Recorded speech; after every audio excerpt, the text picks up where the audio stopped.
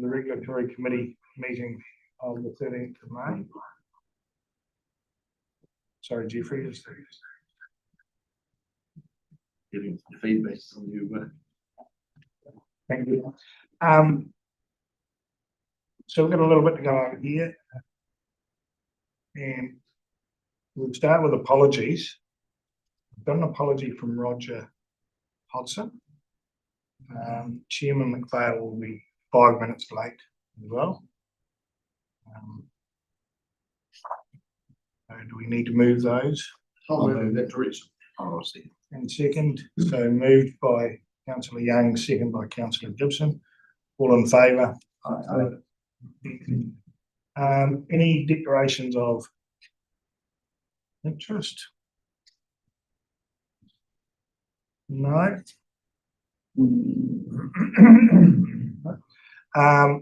Any public forum petitions or deputations? Hang on a tick. If we go too far into the over supply or over allocation of the, but it's not listed here. But I'm as you're saying, as a declaration of interest, are you? No, conflict of interest. Sorry. Oh, conflict. That's right. Through you, Mr. Chairman, just before we move on, just for the committee's information, Catherine McLaughlin, our Marine Team Leader, is joining online for item 9.3, as is Lucy's also going to join for that item. That sounds great. Thank you. So we're looking at the minutes, the previous minutes from the meeting on the 25th of February, and I noted that and also present Roger Hodson was actually present the whole meeting, and he's on the committee, so fine. And it was noted also present was Councillor Phil Morrison. In actual fact, it was Councillor Ewan Matheson. Phil wasn't here at all. So those changes, we have to do some changes there. So if we just want to accept, does anyone want to move that we accept the minutes with those changes, or is there anything else that anyone wants to discuss? No, I move it. Councillor Pemberton, move. Seconder? Not move that. Councillor Young. All in favour? Aye. Right. Yes, Chair, just before we move on from that item, you'll see on page 5 of your agenda that Councillor Rodway made a good point regarding the previous terms of reference. So picked up that point and changed this to items 1 and 3 of that terms of reference document that reflects that the committee's role is oversight of approval and oversight of consideration rather than the actual doing of it. So that change has been made following Councillor Rodway's important point. Yes, thank you for that, Bruce. It's been noted a few times, and I did run it past Councillor Rodway as well. So yeah, that sounds good. Thank you. Okay, notification of extraordinary and urgent business. Any notification of extraordinary urgent business? Any questions? Any reports? Councillor report. Chairman report. The chairman's here, not here just yet. So, any reports at all? No. Not this meeting. Right. Councillor Gibson. We received a mail. Those of us that are sitting are on the irrigators committee, just stating that there was the difficulties of some of the calculations and things, which I hope we'll bring up later, and things aren't going through the way we thought them were, and that came from Federated Farmers. Mrs. Hunt. Through you, Mr. Chairman, I can speak to that.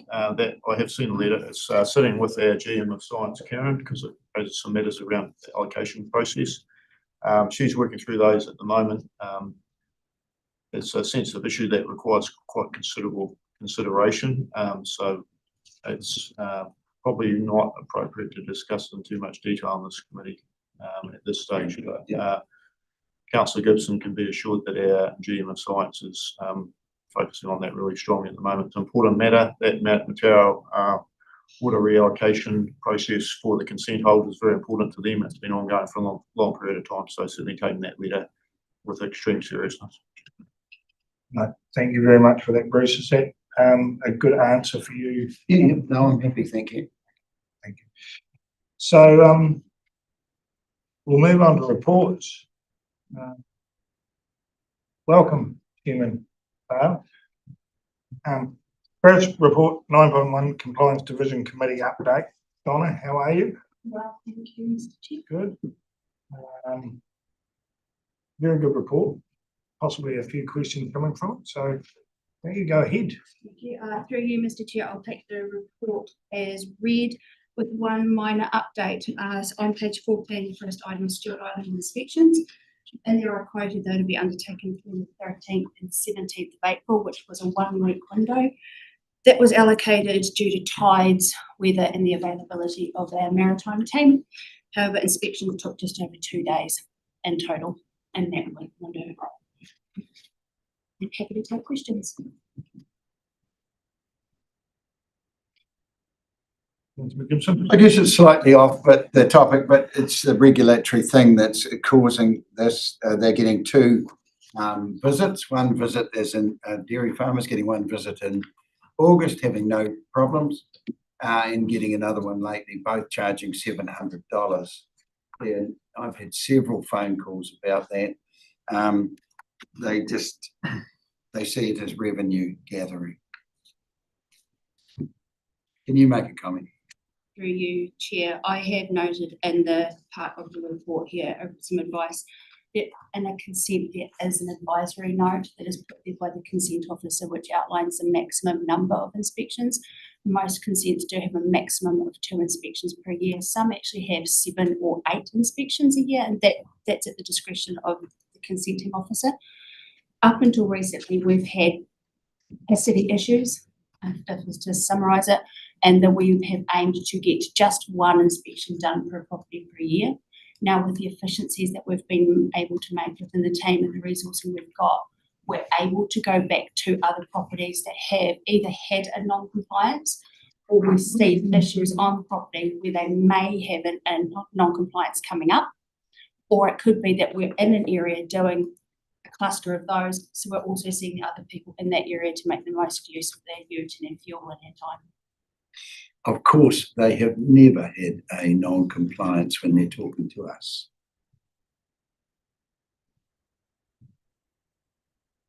Councillor Pemberton. Thank you, Chair. Little bit like I was a wee bit left field, not directly in this report, but just a question. Obviously, we're seeing we get notified of compliance breaches, i.e. discharge to waterways and such like, and we do seem to have a number of them, and I'm just wondering if we're getting on top of them and wondering whether when we're struggling to track where the issue is, but we seem to have a catchment that has a number of reports, do we have like a mobile field gear that can sit in a waterway that can at least help alert us when there is an issue? I think we're relying heavily on the public for notification of this stuff, and I'm just wondering if further support's needed for some technical gear to sit in places of issues, so we're actually getting some real data to try and help your team work through how do we track this stuff, because my understanding is there's some real struggles with some catchments around pinpointing where the stuff is. I think just relying on the public is a wee bit of a tough dig, I suppose, to try and make it work for your team. Through you, Chair, it is challenging. So updates on those incidents that come out as on our website on the incident page. When we're able, we update with the outcome as well, so the community can see that. I've also, in the last couple of months, been speaking with the manager in science around a piece of portable kit, which can be allocated to the compliance team to put out in those areas, but it would be supported by the science team because they're the experts in the technology.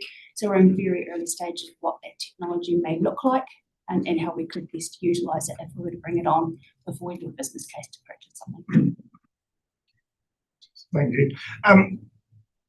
Thank you, Maris. I'll just ask a question first. Just regarding the incident response at the end of the report, there's 177 incidents, but above that is the enforcement side of it. But it'd be good to get a shakedown of what percentage of those incidents relate to what. Do they relate to agricultural industry? Do they relate to whitebait? As I can see by the enforcement, we have 53 enforcements, and I would suggest 99% of them are whitebait. So does that relate back down to the 177 incidents? Is a majority of those around whitebait? So Or is that about spillage to waterways? post the meeting, I can give you some stats and I will add that to that balance is there. Thank you. Councillor Robbie. Oh, thank you. So page 17, Donna, about plan requirements of the grazing. It says that many farmers are non-compliant, but because of what I understand of what the government has said, that we don't need to have a farm plan until, I don't know, sometime in the future now. Even though our water plan says you've got to have a farm plan, that really means that they're, I suppose, technically not non-compliant, are they? Because of what the government has said, even though they are technically non-compliant with our plan, but because the government has said you don't need one until a year away. Through you, Chair. We can't do anything. Ordinary council does say that they had to be in place on the 27th of May. There has been discussion from the government that that date may change. At the moment, we're running with the rules as we know it at the moment. And farm plans are an amazing document. So we're encouraging farmers who want to be compliant early to continue to do that as a resource for themselves and their property. And it's a day by day at this stage. But if they then if they are not compliant, what are we going to do about that? Through you, Chair, we'll take our standard approach to every new piece of rule or legislation. It'll be education first for the first year, and we'll utilise our farm plan team that's here on site and the certifiers we've got out in the community to help people become compliant. Thank you. Thank you. We've got a question from Councillor Ludlow. Go ahead.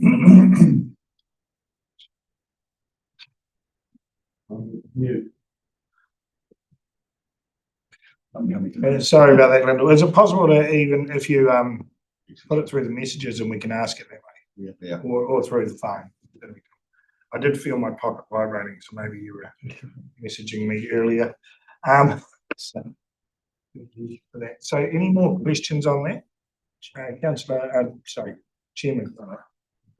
Just to follow up on Alistair's question, you said now that you're a full a team and you've got efficiency, so people who have got consents that they can get 2 inspections, you're expecting they will get 2 inspections a year instead of 1. Through you, Chair, we don't have that level of efficiency or staffing, but the aim is to be able to make the most of our time while we're out there. And if we could get to them twice a year, we would, but that's just at this stage not possible. So we're prioritising where we use that extra time. Is the consensus, they say, up to 2 inspections? So again, I was asking that it's not compulsory to have 2 inspections. Just clarifying that you said, oh, you would do 2 inspections if it's on the consent, but no, that's not. If we had capacity through you, Chair, because we also do all the other consents while we're there, like land use and things. So while there may be full compliance on a dairy discharge permit, there may be issues with associated land use permits and things that we're there looking at, or other work we're doing at the same time. Okay, so I'm just clarifying that if it's got two inspections, you're going to do 2 inspections no matter what, whether they're compliant or not. If they're compliant, fully compliant, and you've got up to 2 inspections on your consent document, you expect to get 2 inspections a year. Through you, Chair, it's not every consent we have to, it's just the ones that we're prioritising our extra time and capacity on. Okay, but if you had, If I had extra time, that wouldn't be where I would put it at this stage. that's what I'm just trying to work out. Okay. So before we go to the chambers, I want to go back to where Councillor Ludlow has asked a question on messages. Do we have spatial mapping of breaches?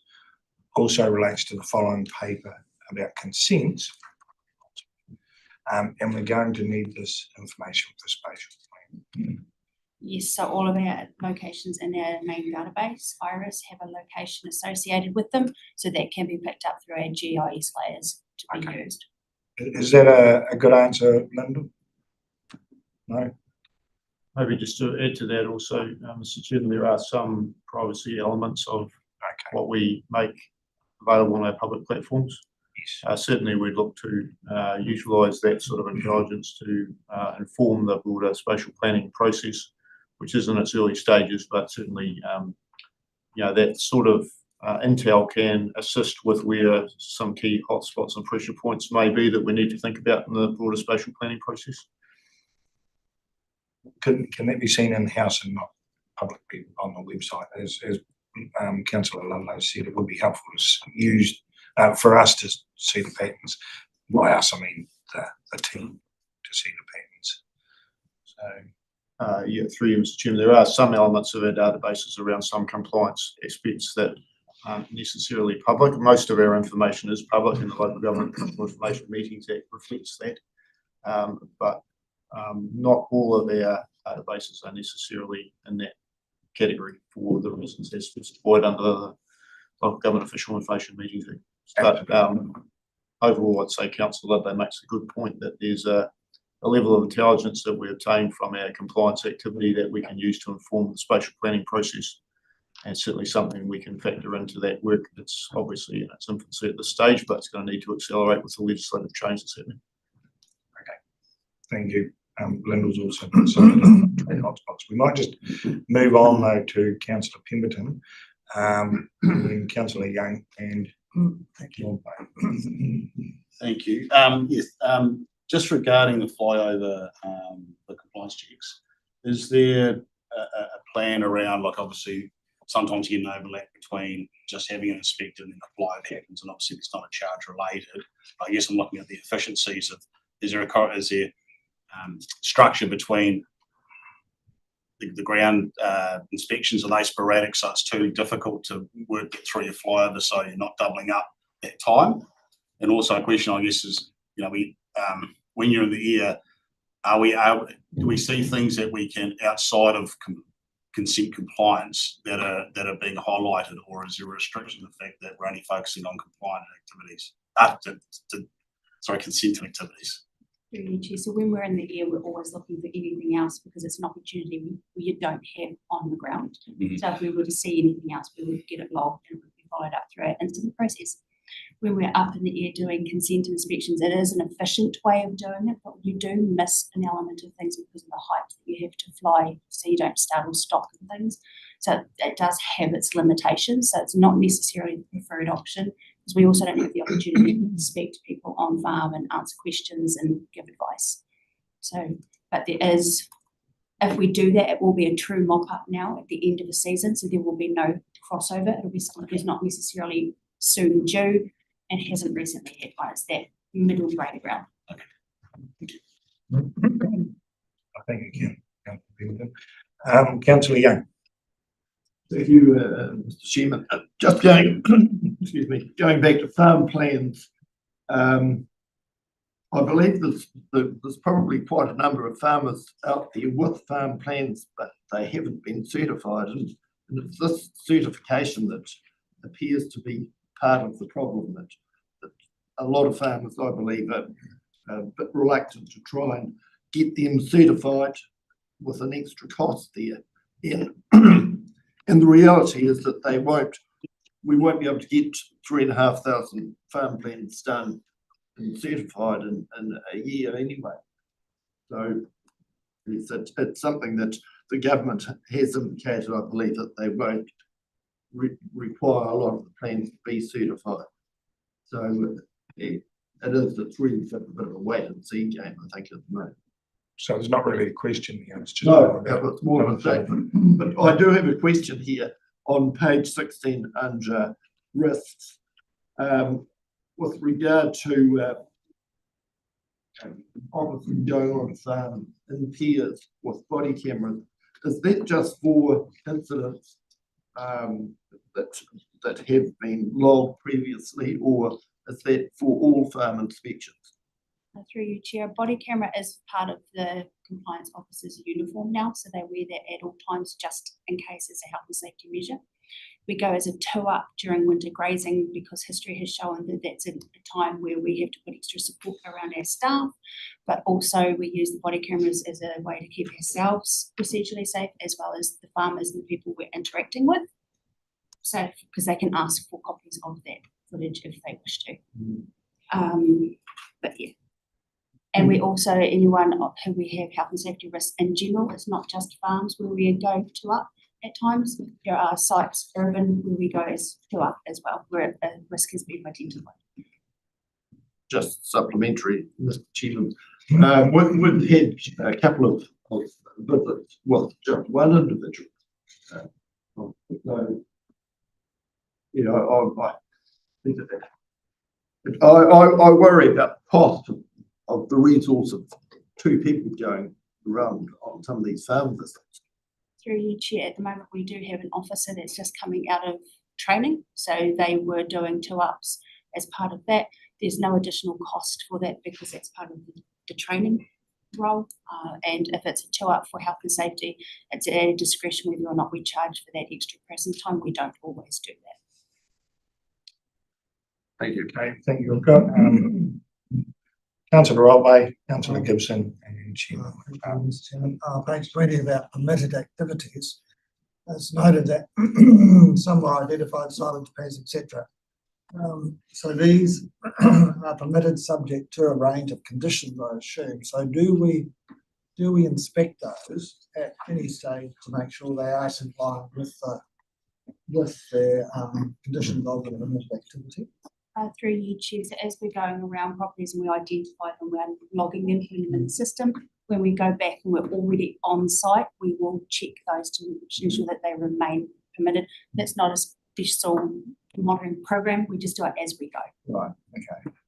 Thanks. Councillor Gibson. Yeah, through you, sir.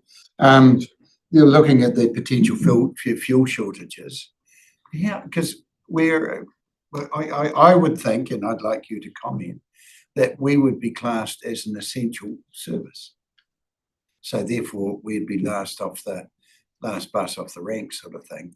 Is there any thought around those sort of things? Because it's got to be done. Through you, Chair, the government will determine who is an essential service and we will follow that. However, there are parts of the service that Environment South and delivers which is legislated and must continue regardless, and that's our incident response falls into that category. So that's a project that we're working on internally to make sure that we're able to do those services that we need to do. Mr. Chairman, just to add to that, Donna's really doing some good thinking around this, as she normally does. Also, we've got a broader incident management team across our organisation focusing on this, which has got Donna and myself involved, and also our sustainability team and science team as well. So looking at what is our critical must-dos versus some things that we can scale back if necessary. So that thinking is already happening, as Donna's highlighted. Her incident response and her team is effectively a critical element of our statutory functions. Lyndon and the Harbour Master team, same deal. And we've got things like our science team who have gathered a lot of intelligence over a period of time. And if they don't do certain monitoring activities, they can degrade or corrupt the integrity of their data set. So those are the sort of things we're thinking about. I'm also on a national forum run through the Ministry of Regulation that's looking at this, and we had a letter from three government ministers asking us to make sure we're focused on fuel efficiency, and also requesting that if there are consent holders who ask for some flexibility in their consenting regime to reflect fuel shortages, that we be prepared to consider those. We haven't had any requests like that as yet, but certainly we've got an open mind to that. And we have liaised with some of the sector representatives and said that if they find they're in that situation, come to us and we can talk through that. We've had a little bit of a precedent for that sort of thing previously with the wind event, and also post-COVID, we had things like processing capacity limitations at the freezing works due to staffing and that sort of thing. So we've had some precedent for working through some of these sorts of situations. Thank you. Thank you. Chairman. I've got a couple of quick questions and one just clarification. When the permitted activity gets checked, is there a cost to that? That's just part of them. Just want to clarify that. Monitoring that, because obviously looking ahead, they're talking about monitoring permitted activities into the future. But the other thing is, in regards to farm plans in the 27th of May deadline, if we had any information, I've got the letter, obviously Mr. Hogarth indicated at the beginning of May, this has been sorted. It's 2 weeks since then. We've got 2 weeks more.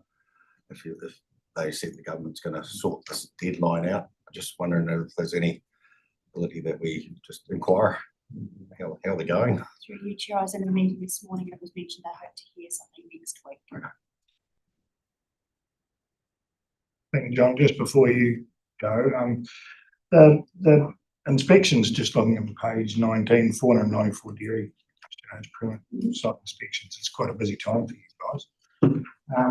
14 significant non-compliance inspection. Now, also there was an element with that wind event that we held off, and because of the wind event. There was discussion also locally in my area where there was a weather event happened, and it caused this water discharge, and they were fine. But it was a similar thing as to a wind event, a different event. They were sort of treated a little bit differently at the time. Just maybe it's something I could touch base with you later on, but just with regards to the dairy inspections, 494 is really busy. But what are the 14 significant non-compliances?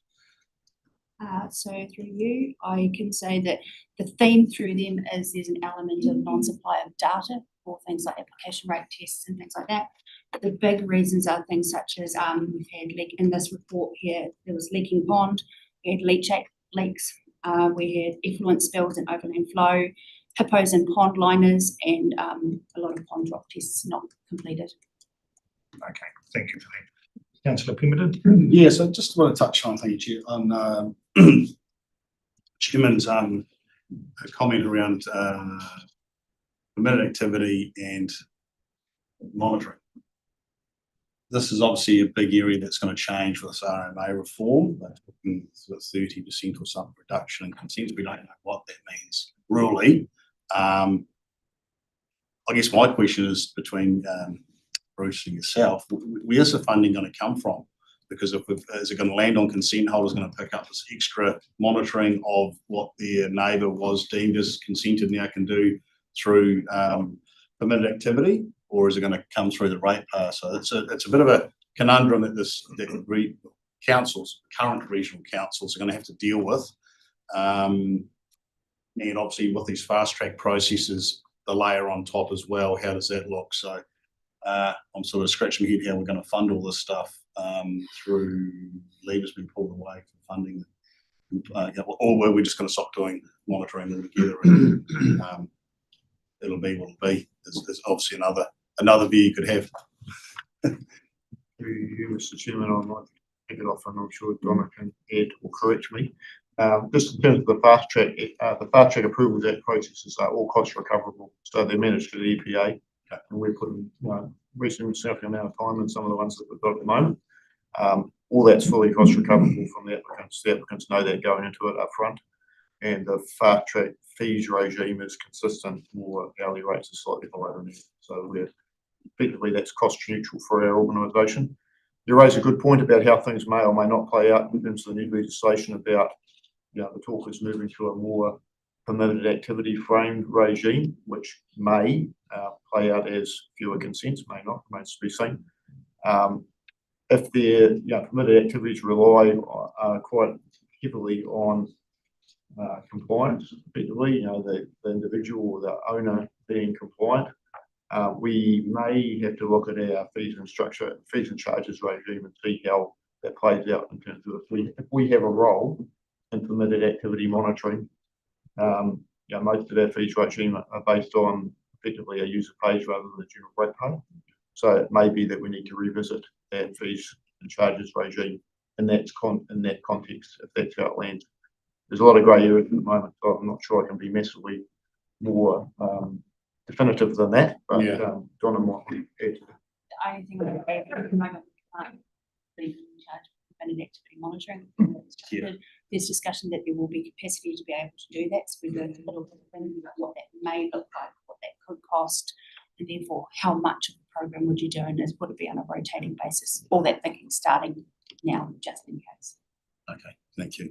We might take one more question, and if we were okay, we might try and move on. Councillor Young. Just a quick question, thank you, Mr. Chairman. Under the enforcement and index here, you've got two infringements for outdoor learning. They are unconsented. Can you tell me, just explain how that ties in with getting a fire permit? What is this particularly for? Through you, Chair. So there was 2 infringement notices during this reporting period issued. One was for outdoor burning and one was for unconsented activity, which was different to the outdoor burning. The fire permit has nothing to do with whether or not you're burning. That would have been a nuisance smoke or odour issue that we attended. Thank you. Thank you for that. Hope we can move through. No more questions. Is there a mover to receive the report? Thank you, Donna. Is there a mover to receive the report? Councillor Rodway to move. Second, Councillor Pemberton. All in favour? Aye. Against? Move on to 9.2. Macy, welcome. Our consents division report. Everyone seems to be ready to discuss things today, so See that? yeah. That's great. So, welcome. Evening, everyone. I will take the report as read, Chair, just with a couple of notes relating to the Waikato Gold Mine application and awaiting dates. We have provided, all parties have provided availability through to the court, and we are awaiting potential June dates for mediation on those matters. And I requested specifically that that be an in-cable to save costs and things. So the board has agreed that it would be an in-cable. So that's really helpful. In the report, it reports that we have 2 new staff on board in the consents officer space. So they have been with us since roughly Easter, and training is underway, bringing the team to a current total of 7, with including our part-time secondment in the principal space. That does leave a remaining 2 roles currently vacant, and recruitment is underway for those 2, being the team leader and the consents coordinator role, recently due to parental leave. Also, a correction. On page 25, it discusses the total for declined applications is actually 0. It is not 1 as reported. My apologies on that intake. And happy to take. Thank you for that, Tracy. Very good report. I see high consents processing at the moment with lower capacity. I can understand the limitations you're dealing with at the moment. Question from Chairman Bale. I can't remember what it was now. No, just in regards to, obviously there's quite a bit of movement on ferry conversions, Canterbury, cargo. Just, are you able to, is there any interest or is that something you can't tell us, or has it been inquiry around consenting, or has there been any consents applied for dairy There conversion? have been, For sale? we are processing consents under applications under 20, which is, I think, in a lot of other reports, couples up many activities to do with farming. So some of those do relate to a change in the farming land use, yes. Yes. So there is farmland use consents. So to speak. Okay. Just to add to that, as Chairman's commented, there's been quite a bit of that activity in Canterbury. We have interest. We probably don't have the level of activity that they've got at the moment. Thank you for that. We've got a wee bit of a list now. Councillor Pemberton, Councillor Rodway, and then Councillor Yang. 2 questions. I'll just get them out of the road. Thank you, Chair. So we've seen the extension of 3-year rollover for current consents. Have we seen any changes, like so for your consents looking to expire people continuing to actually not take up the opportunity for the 3-year extension? Are they applying? Like, I'd be interested to know where people are at with their thinking around rolling with a 3-year rollover and waiting for the URMA, or going for certainty now. So that was one question. The other question was around the grazing of non-intensive cattle and deer, potentially outside consents, probably more around the science. But there was a lot of work done at Tyree Scroll area, was my understanding, around working through this, and they landed on using sheep, was my understanding. So any commentary on what this means, or is this just literally, was it a function that was deemed impractical?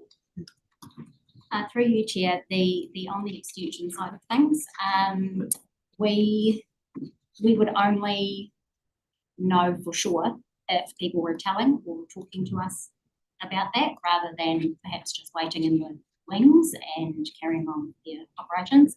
We have heard from a handful of people who had submitted applications, then the extension occurred, and we contacted them to ensure that they still actually wanted to carry on. And there was probably, I recall speaking with one person who opted to rely on the extension themselves. There has, and reflective of the data, in terms of how many, we'll call them replacement applications, like dairy applications going on, as an example, being one of the ones that we see most commonly. There probably has been a slight downturn in the amount at one time that are submitted. Yeah, I would say, but nothing definitive. Just supplementary to that. So depending on what the RMA comes with, unless they completely wipe dairy consent required for land use, are we just making a bigger backlog to work through later on? If we're going to chuck combine three expiry periods, squeeze them into a 1-year period to deal with later, unless we see major overhaul of the consent process. Commentary through the Chair at sector level around, like, through the government plans on exactly that and what that means for every consent across the country. I know they are discussing that in submissions and things, and there has been a lot of suggestion that the new legislation seeks to stagger, whether it be certain activities or certain dates for things. So it's possible. Yes. Good question. We've got Councillor Robert. Oh, yes, thank you, Mr. Chairman. It sort of follows on from the Chairman's question about dairy farming expansion in Southland. I'd see that at the bottom of page 26, there is one application for a dairy farm operation. My understanding is that for new dairy farms and expanded dairy farms, that this can only go ahead if there's the nutrient loss from the operation is no greater than what it was for the previous land use. Is that right? Through you, Chair, are you referencing Washpool here on the table? I know specifically, I acknowledge that it discusses a dairy farming operation as the activity. That particular application is not related to expansion or conversion or anything like that. That is just different circumstances. Okay. However, you are correct. Yeah. So, but just in general then. Yeah, in general, yes, in terms of nutrient loss. So the proposed Southland Water and Land Plan is clear that there is no increase. Just to add to that, we do have a reasonably stringent policy and rules regime in that area. So new activity or farming activity in general is scrutinised closely, and the nutrient loadings and the nutrient impacts from any proposed operation do get very intense scrutiny from Lacey and the team. We do have quite a stringent policy regime to support that. Right. Thank you. Thank you for the answer, Lacey. It was quite good. Obviously, some something there. Councillor Young. Thanks, Chair, and look, I was writing notes there before and I may have missed it, but I wondered, are you able to tell us, Lacey, just how many consent applications for conversions there are? Off the top of my head, I'm happy to, through your chair, to report that back through Valley. There is, I'd just like to point out, there is no specific definition of conversion in our plan. As I alluded to earlier, all applications for farming activities fall within one rule, but it does depend on the specifics of the application as to how they then go through. So whilst I can report generally on how many applications are in one bunch, I would have to pick through them to find which ones are changing their activity. And before we go on to Councillor Gibson, just regarding the 3-year portion you were discussing, hopefully it'll be like the retirement age. It's when one finishes, that's when the 3 years will start, if you know what I mean. It probably won't be, but we'll move on to Councillor Gibson's questions. Mine is just more a comment than a question, and we're getting conversions or interest in conversion of dairy in Canterbury simply because the profitability of the cropping situation is reasonably marginal. And I've had 3 people in Northern Southern, because we do have a bit of cropping up there, very keen to go forward and put a portion at least of their farms into dairy. So I would say that's coming. Thank you for that, Councillor Gibson. Any further questions? All right, so we're going to move a receive the report. Thank you, Lacey. Councillor Young will move. Chairman McPhail will second. All in favour? Aye. Yes. Thank you, Lacey. And now we'll move on. Catherine, you popped up on the screen. 9.3 Biosecurity Regulatory Committee report, Q3. Go ahead. Thank you, Catherine. Morning, thank you. First of all, I'll just extend a couple of apologies from the team. So unfortunately, Dave Burgess and Jolie Hazley were unable to attend today as they are at a joint agency planning meeting to get prepared for things next season. And I believe David Adamson was unable to attend today as well. I'll accept the report as read and just highlight a few things for you. In the exemption space, you'll see that there were 2 key changes this quarter. We had an Underill approval that was processed. I touched on this last time whilst we were in the review phase. So that one was for the commercial harvest of Underill off structures over in Rakiota Stewart Island. So it was determined that the biosecurity risks for that activity were low, and so we were able to renew that permit for another 3 years. You'll see in the plant space, there was a Spartina exemption permit that was also removed this quarter. That was due to somebody moving out of the region and those specimens being passed on to another handler who uses them to train dogs. In the inspection space, there is, the pest plants team have been really busy this quarter as usual over the summer. They were out doing a lot of inspections, but no significant issues were reported and no follow-up action is required in terms of enforcement. For the marine space, we were able to undertake our annual Milford Sound inspections, and we also had a joint agency trip this quarter. You'll see, as requested this time, we've included some charts for you, which just maps the clean vessel pass non-compliance over time. Hopefully that gives you a bit of a visual representation of how things are tracking. There's nothing super obvious in those graphs, and we're really hopeful that the Marine Ambassador program will help us to improve that clean vessel pass non-compliance.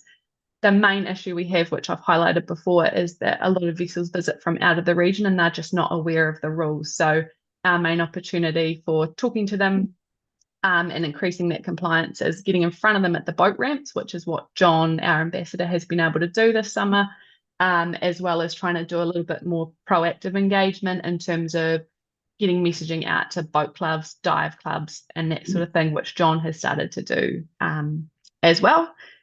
For the ambassador program, we will do a kind of insights report at the end of that period of work, which is June this year. So we'll have a chat to Bruce and Lucy about which committee is the most appropriate for that to go to, but I'll provide you more details on the insights from that program later on. And we've also had a verbal sort of agreement that we're really keen to continue that program next year in partnership with Biosecurity New Zealand. So that'll obviously be down to funding that's available at the national level and resourcing internally, but we're really keen to continue that work as it's been a great way to get in touch with new vessels, and that's our main issue. So yeah, happy to take questions, and if there's anything in the plants and animal space, we can come back to you with details from Jolie and Dave. Thank you for that, Catherine. Just one thing with regards to the 558 pest inspections they were completed. Does that mean that we're finished with that work, or will there be a follow-up, or will there be an extended period of time before we do another follow-up? Just a wee bit of clarity on that, because it sort of says they were completed. Yeah. And that's it. Yeah, so with Jolie's work program, it's quite variable. She has species that are managed in quite different ways. So she's got eradication species, site-led, and they're all under different management regimes and will have different inspection frequencies. So I think the majority of those are under site-led programs. So they're probably more sites that will get looked at once per year. So I would say they've been looked at for the season, and then team will round back to them next year. But if there's any in particular that you'd like information on, we can find that out and provide it for you. Okay, so there'll be less inspections of the sites, more the sites that are of concern. Yeah, so a lot of them for us, they're sites where we've known a pest species to be at some point, and then we've had to go back, say, for a number of years, 5 years, to be able to determine successful eradication. So often it is just revisiting and doing that surveillance required to monitor the status of the incursion or declare the successful eradication. And it looks like Lucy's wandered on up, so Lucy's about to. Through you, Chair, just to add to Catherine's excellent answer, I would just say it is dependent on the species. It's dependent on how frequently and how significant the incursion is, and then that is that schedules how frequently we need to go back and recheck on the So yeah, Catherine did a great job of answering both whilst I was walking, so I'll just move that. Thank you, Catherine. Any questions, Councillor Rodway? Oh, yes, thank you, Catherine. This might be a question for one of your colleagues. And it was interesting when we were away recently in Northland, a neighbour who we had dinner with had just acquired a Bengal cat. And quite a handsome animal, very scary and flighty, probably because they had only just got it. But I didn't say anything about it because I didn't know what the rules are in Northland. But are there is the need to have a permit to have one of these animals nationwide, or does it vary from region to region? And how do we know whether all the Bengal cats in Southland are notified? Yes, so with the Bengal cats, they are managed in accordance with how they're declared at the regional level. So for us, they're listed in our regional pest management plan, and that's why that exemption is required in Southland.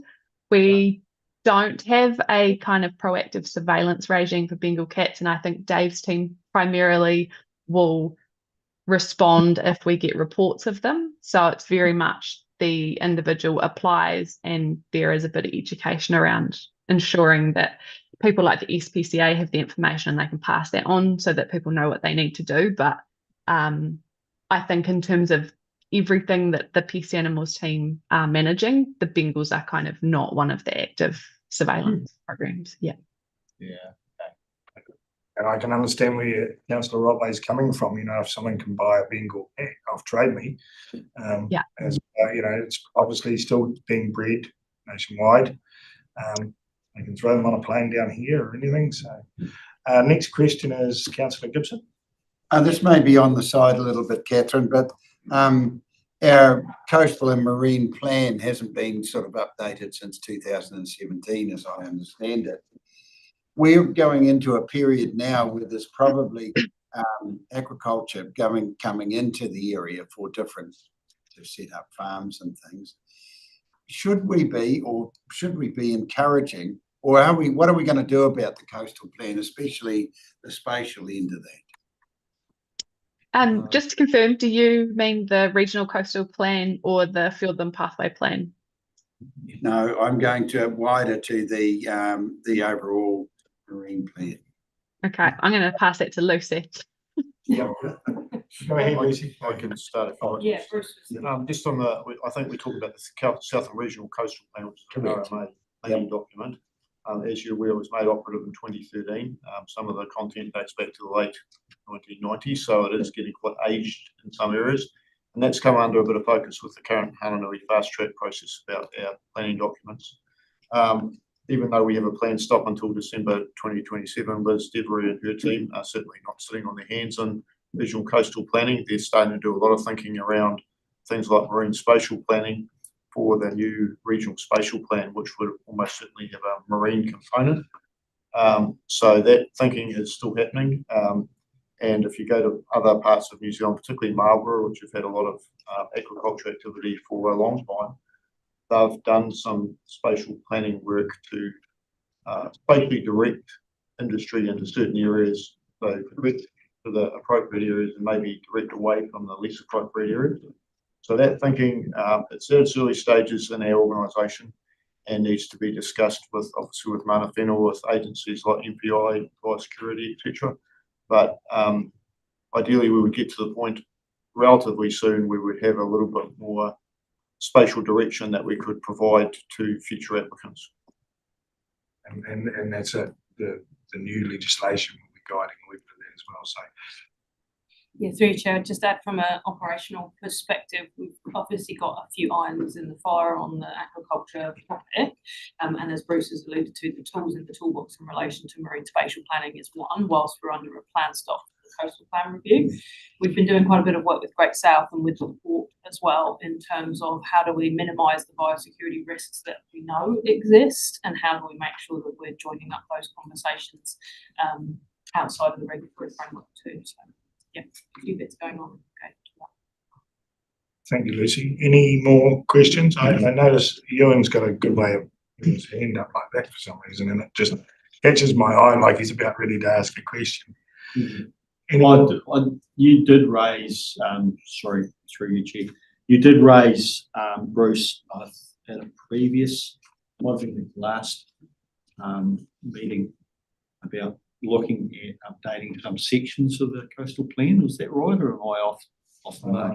Well, there's an existing aquaculture section in our regional coastal plan, which so it's not totally silent on the issue, but the content is pretty aged. If depending on how the new planning regime plays out, marine spatial planning is going to be quite an important priority for us with the potential growth of the agriculture industry. So it'll come out through the LNP process. I would expect that would be a high priority for our advancing this.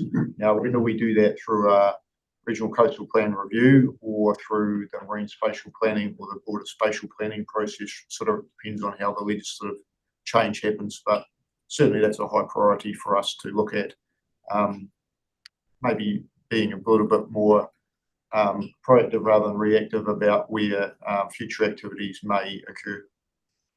Sorry, that's a little bit vague. No. You get. I think, through Chair, I'd just add as well, there was already the targeted plan change to the coastal plan that we undertook to address one particular area where we knew there was issues. Given that the plan change stops come in after that, that could be another area we look to apply for government permission to change if we needed to. I think there's other tools, like Bruce has said, in our toolbox about how we can address emerging issues, and some of those would be plan changes, but some of them wouldn't necessitate one. So we've got Fiordland Pathway Plan that helps us. It's a tool that we can make use of. There's also the work that the team had already started in terms of carrying capacity through Fiordland and what does that look like. A lot of what movement of agriculture isn't just going to be close to our shores or where it has been historically, and making sure we're connecting at that wider level. Thank you. Mr. Chair, just one other thing I was going to mention, sort of supplementary to Catherine's report. On the 21st of April, Catherine, myself and some others from here also joined a number of other agencies. There was a good strategic priority session held by the Field and Marine Guardians. So we're part of that discussion. They're working through their strategic priorities, doing a good job of that, and also updating their protocol arrangements. So I expect at some future stage that'll come forward to yourselves for information and consideration, but really good work that group is doing. Pretty passionate and switched on bunch, the Field and Marine Guardians, so it's really good to be connecting with them regularly. Very important stakeholder. So any more questions around this for Catherine? No? Can I have a mover to receive the report by Security Regulatory Committee? Councillor Pemberton, thank you. Seconded Councillor Gibson. All in favour? Aye. Against? Now we move on to, I am still trying to keep on an eye on you, Councillor Ludlow, if you have a question. So don't think I'm forgetting about you. Moving on to 9.4 emerging regulatory issues. Got Bruce here. So, Chair, we'll just focus the time. We'll take the report as read. Just a couple of probably things to update a little bit. First part of the report talks about the Fast Track Approvals Act process. And just to update a little bit on numbers, there's fast track by the numbers down there, bottom of page 32. There's now 21 approved projects. Interestingly, last week there was 2 large-scale industrial fast tracks approved in the Christchurch area. So the uptake on fast track sort of continues, and there's a lot of interest in the process, scrutiny of the process. It's getting a little bit of media coverage locally, I think, this week.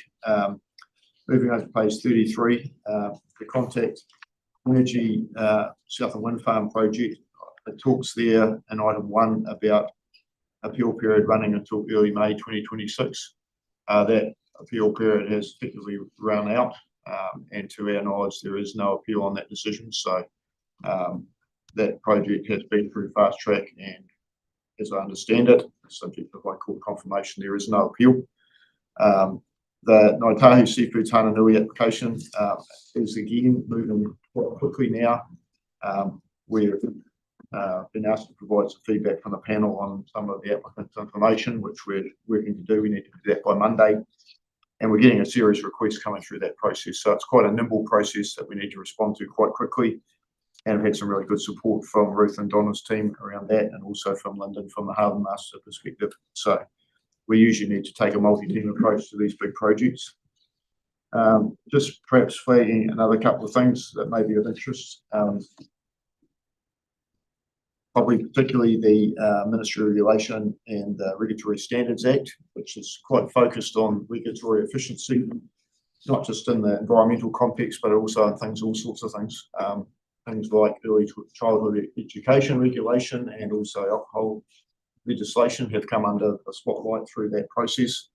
But they're quite clear on their focus on regulatory efficiency, and we did meet with the ministry recently over fuel efficiency, which they coordinated that national meeting I'm talking about. So they're quite active in that space.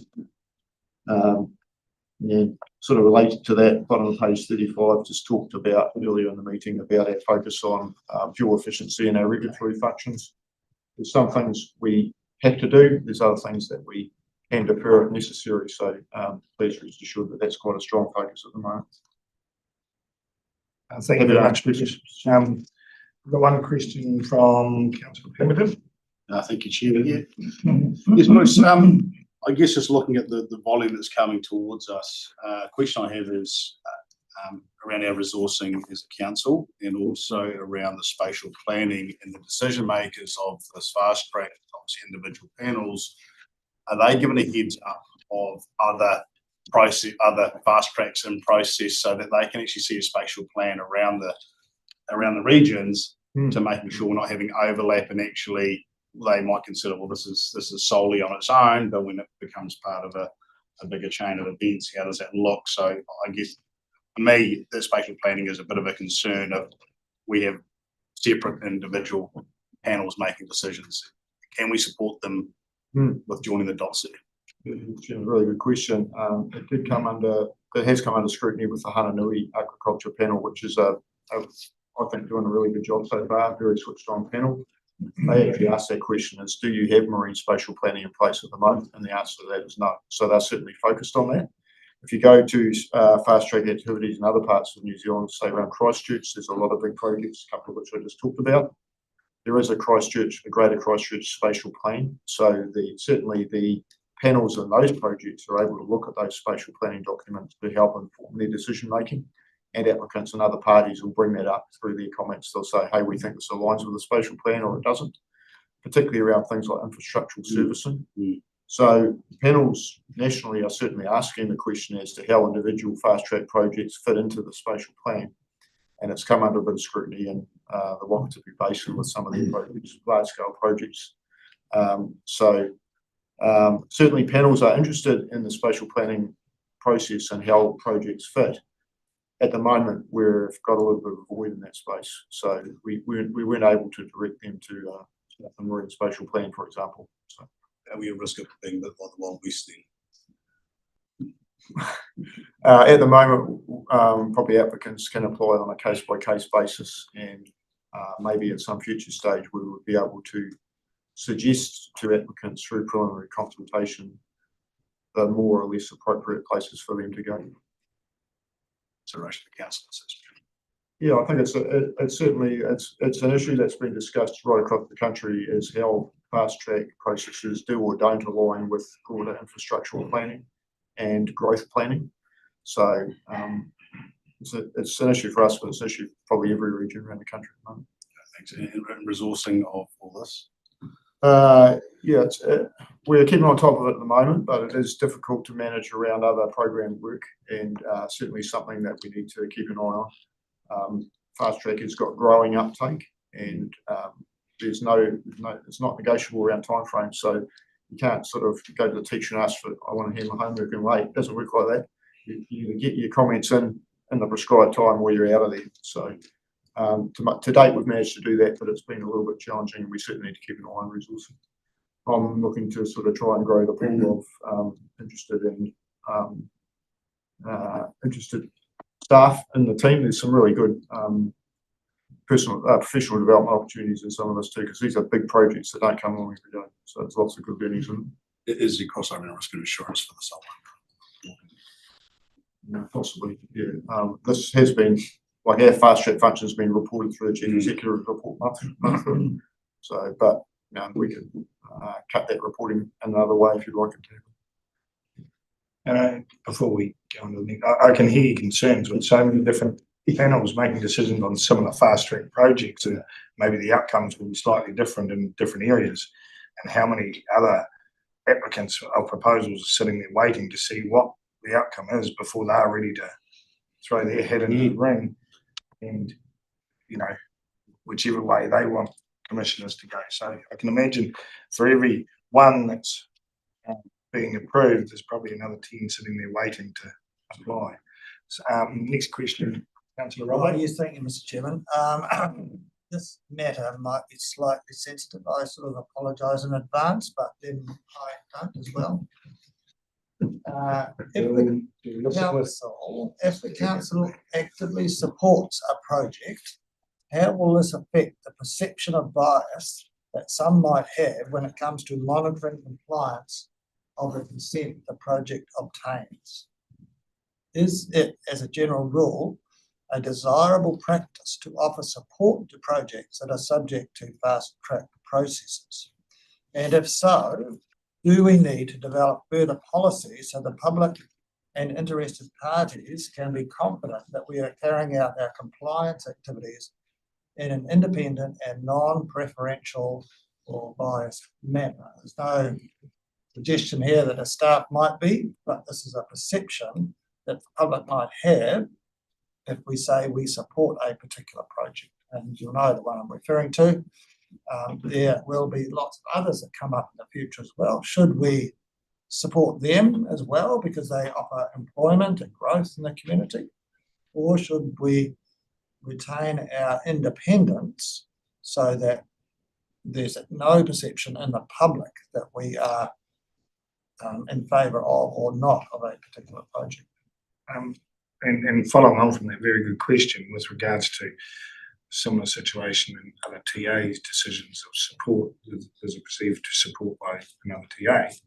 When there's community angst against the project, it is perceived badly that the councils are supporting it. So Yeah, through you, Mr. Chairman, like Councillor Wright raises a really good point here, as to, and as I think we talked about last meeting, if the council decides to support one individual project, doesn't necessarily mean that it supports another fast track project, or you can't necessarily extract one from the other.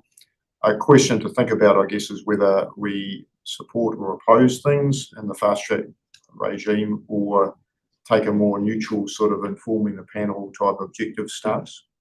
And that's not really a decision for me to make. That's really a call for the elected representatives to make. Certainly some tensions there, and some of the other councils I talk to are taking a slightly different stance. Interestingly, I stand to be corrected on this. As far as I'm aware, this council is the only regional council that's providing opportunities for councillor input into this. The other councils are making these inputs through their staff only. And I'm not going to get into debate about what's right or wrong there, but you have the opportunity to put your flavour around what we're saying. On the one hand, you could argue that we should be objective and neutral on everything. On the other hand, you could also argue that these are major significant projects for our region, and that you're elected to represent the region, and so therefore you should have the opportunity to provide input. I'm not sure there's a right or wrong answer on that. And likewise, I think that probably each individual application needs to be considered without having any firm stance that we either won't do this or we won't do that. Probably needs to be considered on its merits. But certainly there may be projects like the two we've had to date, you have conditionally supported, subject to an appropriate environmental regime.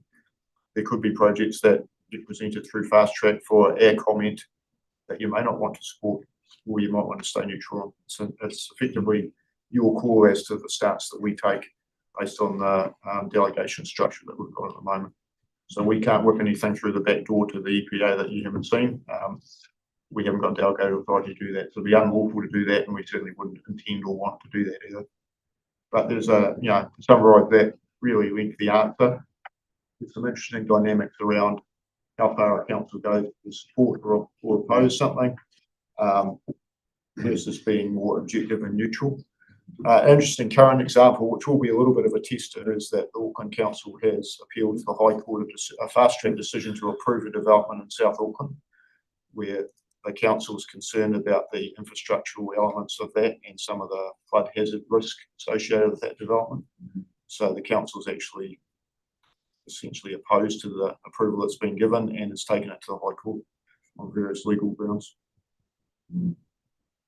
does that answer your question? Yeah, I think the thing that I'm really concerned about is that the public perception that if we support something, then how are we going to do a proper job of making sure it complies with the law, with the regulations that are put in on the consent.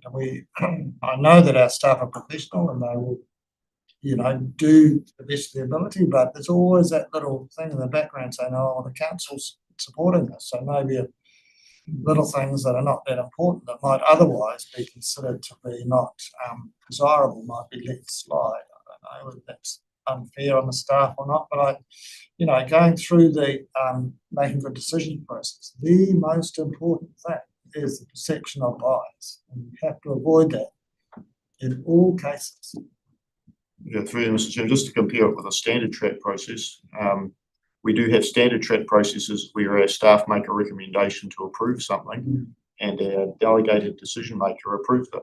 Right. And you could also extrapolate from that that means we're going to go soft on the compliant side of it. So I don't think that we haven't had that raised as a concern as yet, but certainly there was some coverage around the Contact Energy process, which some parties who weren't happy with the decision weren't happy with the stance we took.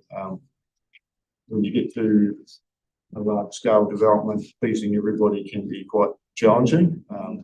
But as to whether what stance you want to take is entirely your call. If the desire of the council was to be more neutral and objective and not support and oppose things, that's entirely within your prerogative to do that. Okay, thank you. Thank you, councillor Rolway. I can understand totally about the perception that our ratepayers would get from that. Councillor Young and then councillor.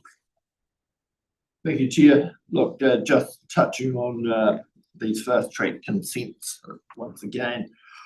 I'm just wondering, and I don't want to be critical of staff or anyone, but why can a fast track notified consent go through the process within about 4 months compared to a standard track notified consent taking up to 2 years and longer? And is there anything that council can take from that to perhaps improve the speed of notified standard consents going through in the future?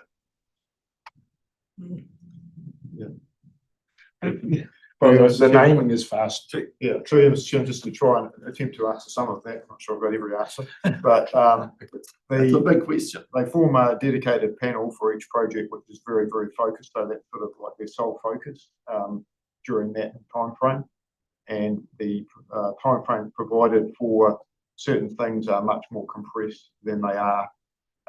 Like in terms of our consent process, quite often the standard track process time is consumed through the submission period, through the notice that we've got to give people of hearings, etc. And if we require written approvals, there's no time frame for people to provide those. So all that can add to the perception of things taking much longer. Those processes don't happen under fast track. So the statutory process is much more prescribed and moves much more rapidly. And there's some more tools that a panel has to pick things along. There's certainly, I think, some opportunities flowing from the fast track way of thinking about, like for instance, as I talked about earlier, there's certain opportunities that people have to comment, and if you don't, then that's it. There's no extension, there's no, I didn't get there because of such and such. Most councils on a standard track process tend to try and be a little bit more amenable and collaborative. So if somebody has a legitimate reason why they can't comment on something, or there's some level of flexibility given around that to make sure that people have an opportunity to participate in the process. Fast track is a little bit more prescribed and moves a bit more rapidly. But there's certainly some learnings that we can focus on and look at how we tailor the standard track service. Just as a supplementary, Chair, perhaps under the new OMA, do you think that there may be an opportunity to improve those timeframes, such as the fast track process? It remains to be seen how legislation beds down. As I said, a lot of time can be consumed around written approval processes. There may be some opportunities for refinement there that might streamline some of those. What we have noticed recently in the last couple of years, a number of people who, due to the timeframes of trying to get written approvals, are now asking for just limited notification. So people just have, through the standard track process, the 20 working day period, and then that's it.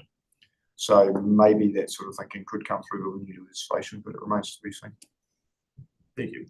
Thank you for that. We've got another couple of questions and then we might sort of roll it up if we can. Councillor Pemberton. I guess just comment to Councillor Young, I think even council itself around Kanoa is really thinking about how we approach these more efficient processes for consents. I guess the question or a suggestion around these fast track is, I just touching on Morris's questions, do we need a far more tighter scope for councillors to consider when staff come to us with their recommendations? I think the example would be the Catlins wind farm. I think there was a little bit of a grey area as to what we could and couldn't comment on, which I think gave a wee bit of a rush at the end for some decision making and recommendations. So could I ask that any of the fast track that we could have the full scope of what our consideration as council is, so that we know exactly where we can and cannot step, to help frame up our thinking? I think would be really helpful, please.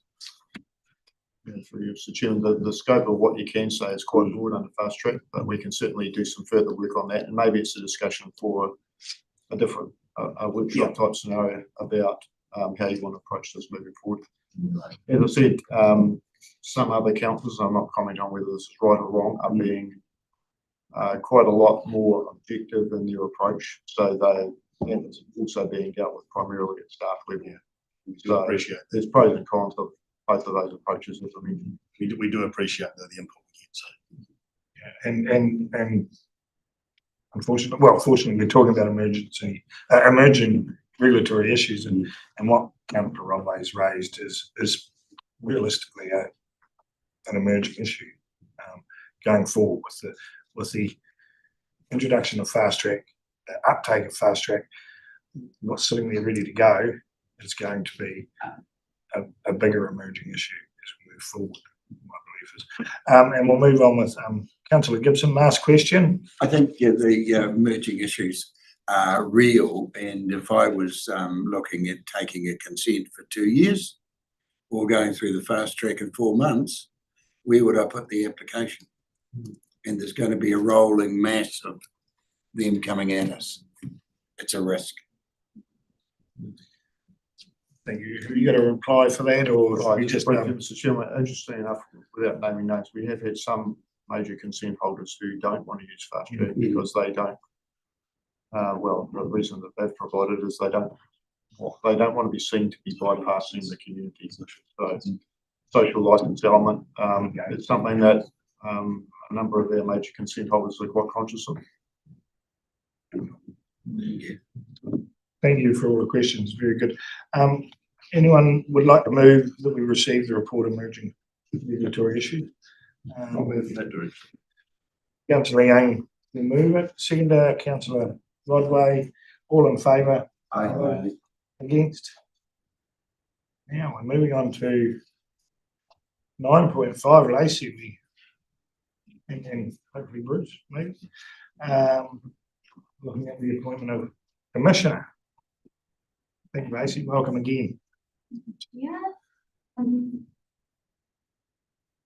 Okay, this application and recommendation, this application as it reads, is a proposal to erect a fence to exclude wild pigs and deer from a wider wetland area.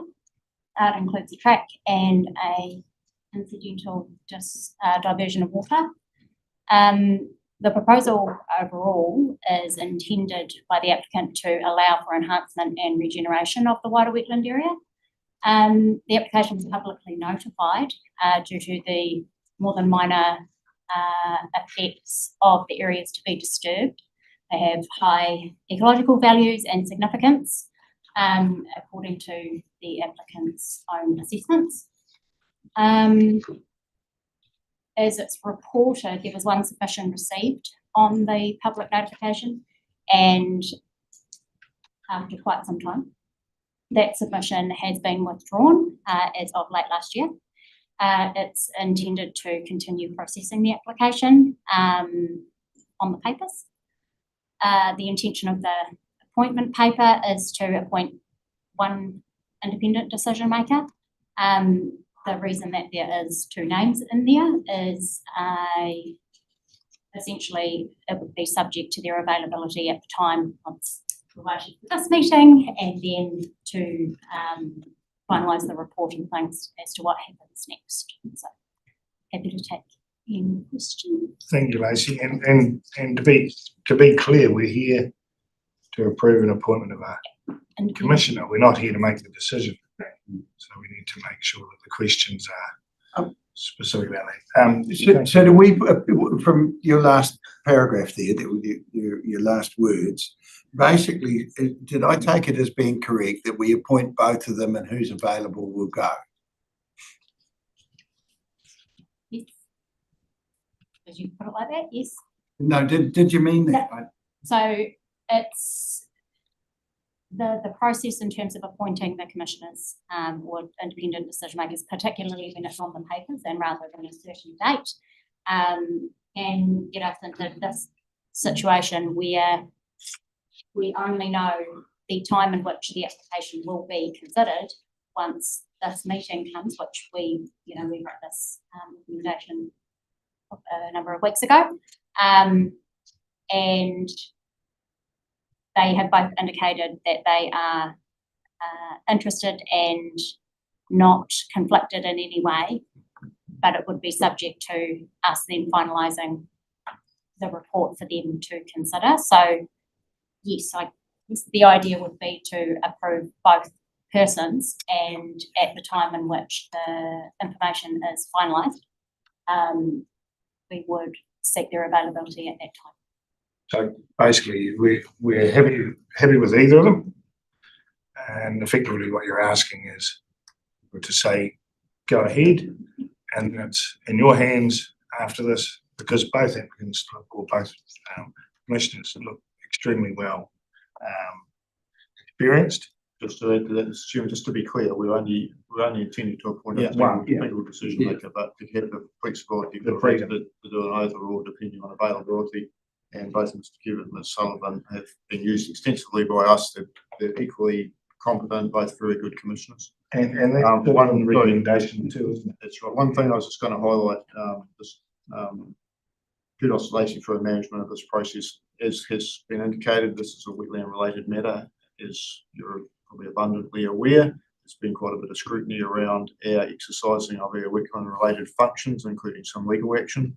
So it's entirely appropriate that we get independent decision making to make this one. So we've got a mover for the recommendations 1, 2, and 3. Councillor Everton, is there someone that would like to second that? Councillor Gibson, second. All in favour? Say aye. Against? There we go. There's the direction. Lacey, thank you very much for that. And now we're moving on to nearing the end, everybody. We're running out of time. Ahead, I know. I don't want to do that 2 meetings in a row. Meeting 9.6, update on council requests and action. Yeah, Mr. Chairman, this is not just an update on some questions that came through the previous meeting.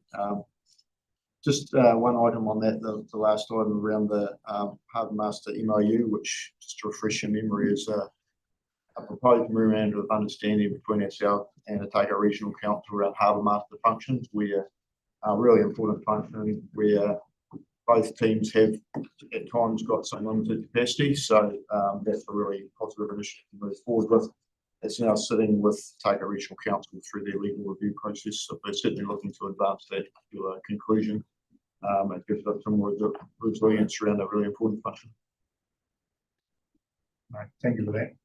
So can we take that as read? We need to move that, not really. Not to receive it. Resolve to receive. So those move on to extraordinary or public excluded meeting. No, we're at the end. So thank you very much for all your input, everyone. And I will end this meeting now. Thank you. I just want to test if you can hear me now. Yeah. Lucky you. You kept me quiet all the time.